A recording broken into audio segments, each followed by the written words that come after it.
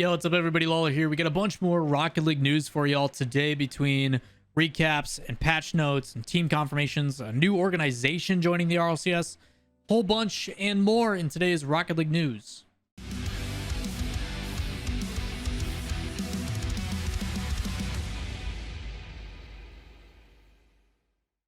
What's up everybody? Lawler here, inside source for all things Rocket League. Got a whole bunch to talk about today in regards to new organizations joining and some recaps and a bunch of other really fun stuff.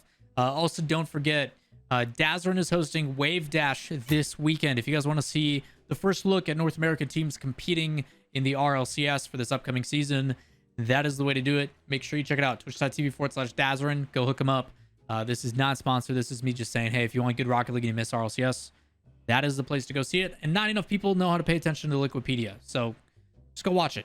It's your best friend. On to actual Rocket League news. First thing, the organization 00 Nation has picked up a Rocket League team. It says, divided, they've stunned the Rocket League scene. United, they are ready to conquer it. See you on the RLCS stage. This is just the beginning. Welcome to the 00 Nation family. Flame, Breezy, and Hibbs. And many were concerned, where the heck is Flame going now that he's no longer on top Lokes? Now, Semper Esports, what's the situation? And he's joining the former Singularity roster, which is interesting to me because Singularity has said that they want to remain in the scene. They do still want to be involved in Rocket League in some capacity. So it's surprising that even though 2/3 of their team still exists, that they didn't just bring in Flame and sign him. So 00 Nation is going to be the one picking them up, which is pretty exciting. Either way, this is a new team to kind of pay attention to. Again, Singularity was one of those teams that I referred to as a gatekeeper team. Although they don't have the best results consistently, they have shown that they can knock some people out. I think with Flame being more of a facilitating player, a player that works really well positionally and kind of just fills in the gaps, could be what this team needs because both Breezy and Hibbs up on offense are absolutely dominant. So whether the involvement or what this will evolve into is going to become, I'm not exactly sure, but I am excited to actually see this one maybe be a dark horse. There's a couple teams specifically, I think, in Europe that you don't get enough credit to that can definitely play upset. Although I think the top is more so solidified in Europe now than it's ever been, you are going to see some surprises making it into that top 8. And I do think the 00 Nation team can be one of them. Up next, we've been talking a lot about Soniqs. What's going on with Soniqs? Who's playing? What's going on? Where's all the rumors? I'm done to just stop the rumors and pretty much confirm it at this point. Both in Wave Dash, as I mentioned in a video a couple days ago, as well as the We Play Invitational that I talked about on Thursday. We'll go with Thursday. In Thursday's video, I talk about the We Play Invitational. If you don't know what I'm talking about, check it out. It's probably up here somewhere, showcased or down below. I don't know. Maybe in related, most likely. Either way, I talk about how both in that tournament as well as in Wave Dash, Soniqs sign up with Andy, ZPS, and T. Corell. That's too many times and too close to the season approaching based upon the rumors I've heard. Again, clarification. Rumors. October is assumed the starting date. That is what I've been told. Whether Soniqs actually plans on that, whether that actually happens, we do not know.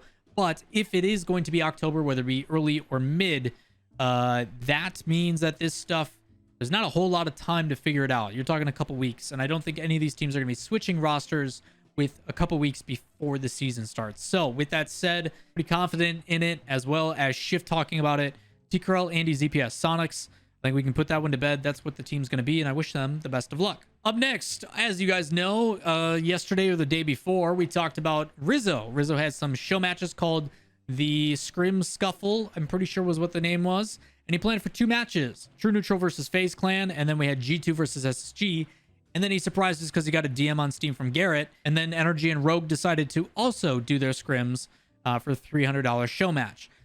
Big things here to take away. New teams take time to develop. Although there is a ton of potential for the team, sometimes it doesn't always show. You know that things have potential, but sometimes it takes time to get there. The best example I can give of that is you're taking literally the best team from South America that has moved to North America to compete against the best in the world up against a team with a brand new player. In this case, I'm talking about True Neutral 4-0ing FaZe Clan. It was pretty clear that FaZe Clan, although has potential, has not put the pieces together just yet. And I don't want to count them out just yet because it does look a lot like, hey, we're under pressure, boom the ball away, hey, we can't follow things up, hey, AJ is going to go for this stuff, and First Killer hasn't been able to read it yet. I personally, looking at the team, think that First Killer should be the one to kind of lead the charge and create opportunities, and then allow AJ to do what he does best, to put things away, while Illusion holds it down.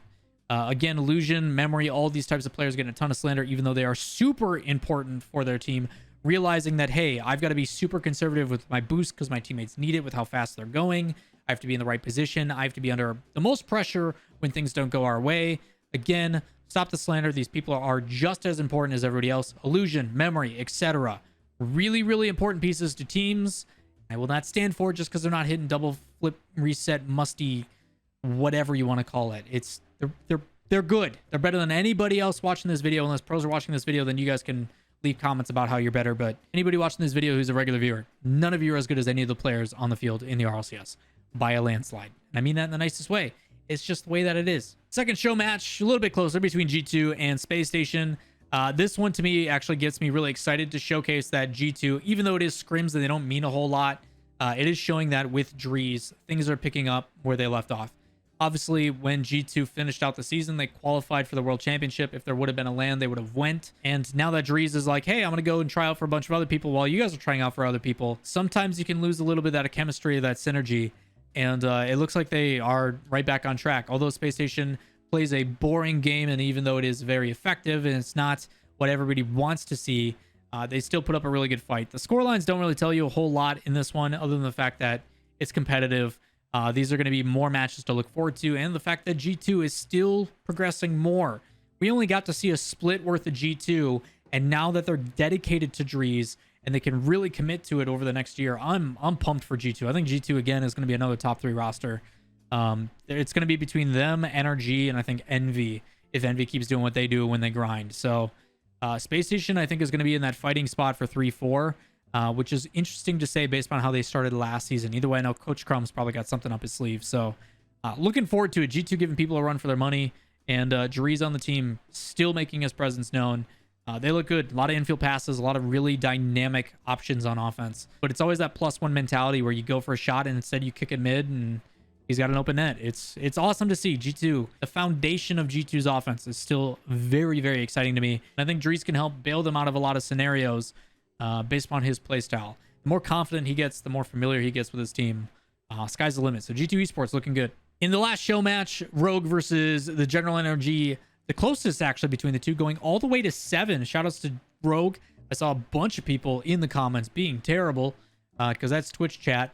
But Rogue going to 7 against NRG, that's no joke. Obviously, people have been on vacation, and as much copium as fans want to put out, whether on NRG or Rogue side, Rogue is a new team playing with Gyro, and yes, they have been scrimming for a while based upon my knowledge of what I've heard for scrims, but it's still going up against NRG, the best team in North America, and bringing it to 7. So a lot of excitement here. I'm pretty keen on Gyro.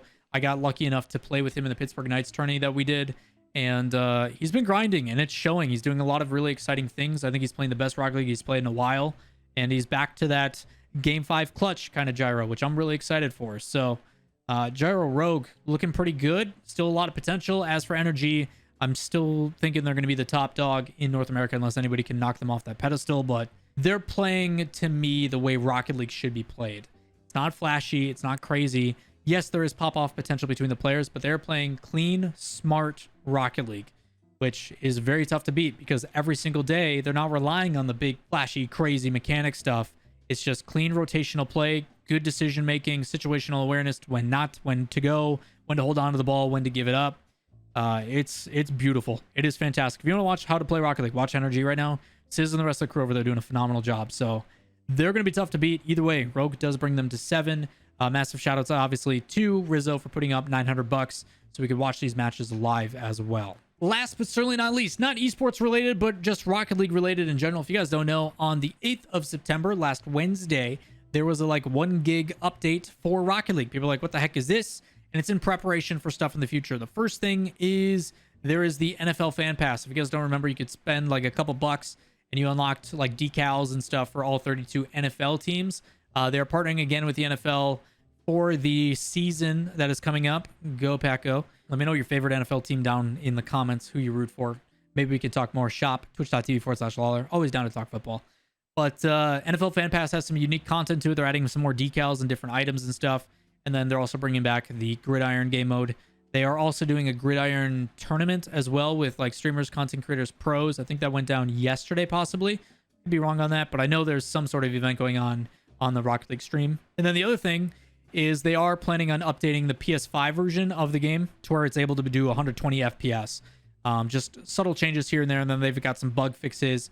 And they also added India as a server region. All these patch notes and stuff can be found in the description down below, but I've pretty much covered all of them. And then they know some things that they're working on as well for known bugs and issues and stuff that might take a little bit more time to fix. Either way, that's going to wrap it up for your Rocket League news today. If you guys do have any additional questions, comments, concerns, let me know in the comments down below, or stop by the stream, twitch.tv/Lawler. Love to talk your ear off about all things Rocket League or answer any questions you have, even if I get them over and over and over again. Shoutouts to my mods. I'm sure you guys are annoyed by that. Either way, if you guys do enjoy the content, give it a thumbs up, hit subscribe, turn on notifications, and hopefully we get to 50K together soon. Peace.